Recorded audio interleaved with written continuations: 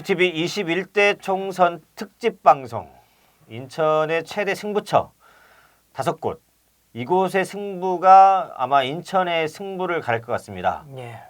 인천 최대 격전지이면서 국내 최대 격전지. 인천 연수 을 되겠습니다. 인천의 선거구는 13개고요. 2016년 20대 총선 때는 7대 6으로 민주당이 이겼습니다. 예. 인천은 국내 표심의 바로미터인데 5곳에 저희가 진단한 5곳의 승부가 인천의 승부를 가릴 것으로 보고 그 중에 이제 최대 접전지 인천 연수를 짚어보겠습니다. 네. 3파전이죠. 정말 치열한 3파전. 정말 치열한 3파전이고 저희도 모르겠습니다. 네. 지금까지 여론조사 많이 나오긴 했는데 네. 여론조사 다 믿을 수도 없는 게 사실이고요. 네. 일부 후보 같은 경우에는 여론조사를 기다리기도 하고서 운동을 했기 때문에 네. 여기서는 여론조사 같은 경우에는 사실 믿을 수 있는 게 저희도 했지만 예. 믿을 수 없는 게 여론조사라서 막판 표심은 까봐야 아는 것 같습니다. 네. 그렇더라도 아무튼 여론조사 얘기를 잠깐 해드리면 네. 엎치락뒤치락 했습니다. 엎치락뒤치락 했고요. 네. 민경욱 후보는 약간 하락하는 모양을 좀 보였고요. 선두를 계속 유지했죠. 네. 지금도 네. 선두이긴 합니다. 마지막까지 네. 선두이긴 하지만 예. 지속 하락하는 모습을 좀 보였고 민주당 정일영 후보는요. 후보는 꾸준하게 이제 30% 중반대를 유지하는 것으로 좀 보였고 많이 따라붙었죠. 예, 그리고 정의당 이정미 후보 같은 경우에는 10% 후반대로 출발을 해서 이제 20% 초중반을 넘어가는 완만한 상승세를 좀 보이는 것으로 봐서 선거 막판까지 여론조사가 4월 9일 이후로는 여론조사 공표 금지 기간 아닙니까? 그렇죠. 그 이후에 막판 표심이 어떻게 향할지 이게 좀 기초가 주목되고 있습니다. 저희도 굉장히 궁금하고요. 네. 여야 지도부가 3당 지도부가 총출동했습니다. 총출동. 네. 김종인 통합당 선대위원장이 출동을 했었고 토요일 날 먼저 왔죠. 그렇죠. 이낙연 선대위원장 다녀갔고요. 심상정 정의당 선대위원장이 다녀갔습니다. 네. 그만큼 최대 승부처로 예. 서로 인식을 하고 있죠. 네. 맞습니다. 주요 공약을 일단 좀 볼까요? 여기도 일단 공약은 이제 주로 교통, 너도 나도 네. 철도 교통. 철도교통이고 GTX, 네. 뭐 KTX 송도의 복합센터, 네. 그다음에 인천 3호선 남부순환선 남부순환선. 건설, 인천 안산 고속도로 조기 개통. 네. 이건 세 후보가 다 좀 네. 비슷합니다. 네, 변별력이 없어요. 크게 없어요, 그죠? 네. 없습니다. 없고. 네. 좀 차이 나는 공약이 있나요? 차이나는 공약을 굳이 말씀을 드리자면 네.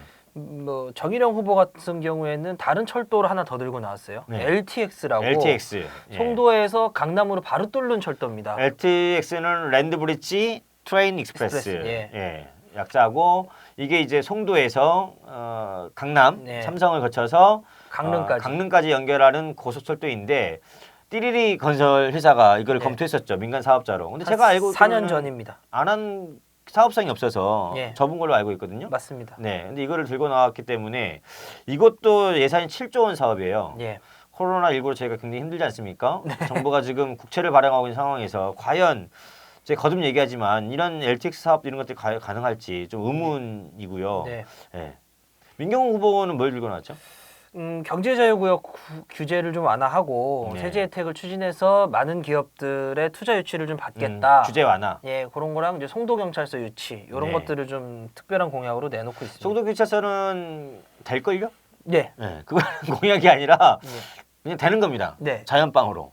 알고 있습니다. 네, 그걸 공약으로 했다고 하는 건 약간 좀 근데 의문이고요. 이제 경제자유구역 내 규제 완화는 세 후보 중에 유일하게 민경욱 그렇죠. 후보만 좀 그거는 이제 제시한 한국당 어떤 그 당론과 정신이 굉장히 부합하는 네, 정신이라고 보고요. 네, 저는 동의합니다. 네, 그러니까 경제자유구역 한해서 항만과 공항 배후 지역에 대해서는 일정하게 규제를 완화해 주는 게 원래 경제자유구역 지정 그 목적에 취지죠. 맞다라고 보는 게 있어요. 다만 노동 조건을 어떻게 이제 감시할 것이냐 그쵸. 이게 과제라고 보고 네. 정의당 이정미 후보는 어떤 공약을 내세웠죠? 이정미 후보는 그 제2인천의료원이죠. 제2인천의료원을 연수구에 유치하겠다. 그 박찬대 후보 공약 아닌가요? 박찬대 후보 공약이기도 하고 이정미 의원도 같이 그래서 감염 전문 병원 그래서 감염병 전문병원 인천권역에 감염병 전문병원이 필요하다 이런 주장을 인천권 감염병 전문병 죄송합니다. 인천권 감염병 전문병원은 이른바 인천의료원 그쪽에 현재 있는 거기 하고 대신에 지금 현재 연수구에 있는 적십자병원을 인수해서 일반 외래 진료가 가능한 인천의료원으로 확대하자라고 하는 게 이제 박찬대 의원과 이정미 의원의 공조예요. 네. 두 분이 그렇게 친하게 지내시는가요? 그거는 모르겠는데 아무튼 네. 공약은 비슷합니다. 그래도 민주당 후보가 지금 파란 바람이 세게 불고 있죠. 예, 파란바람 이 전반적인 이 코로나19 대처 능력을 좋게 평가를 받으면서 그렇죠. 민주당 네. 지지자들이 좀 많은 것으로는 보이고 있습니다. 네.